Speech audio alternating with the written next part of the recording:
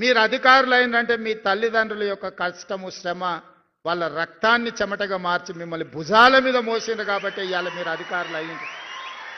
మీ తల్లిదండ్రులను మరవకండి, వచ్చిన ఊరును కన్న తల్లిదండ్రులను మరవకండి, మన నేపథ్యాన్ని మరవకండి. మీరు ఏ కుర్చీలో కూర్చున్నా మీ ఎదురుకొచ్చి నిలబడి ఒక పేదవాడు మీ కళ్ళల్లో మీ తల్లిదండ్రులే ఒక అధికారి దగ్గర పోయి నిలబడితే ఏం పరిస్థితి ఉంటుందో మీరు అది ఒక్కసారి ఆలోచనలకు తెచ్చుకోండి. నిస్సహాయంగా మన దగ్గరకు వచ్చే వాడికి సహాయం చేయడమే మన బాధ్యత.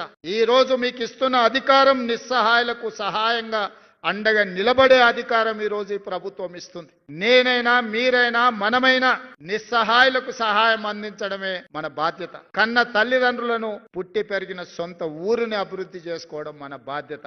మీరు అంకితమవుతారని నాకు సంపూర్ణమైన విశ్వాసం ఉన్నది. మీ అందరి పట్ల నాకు నమ్మకం ఉన్నది. తప్పకుండా చూస్తా. ఎవరన్నా తల్లిదండ్రులను చూసుకోకపోతే మీ జీవితంలో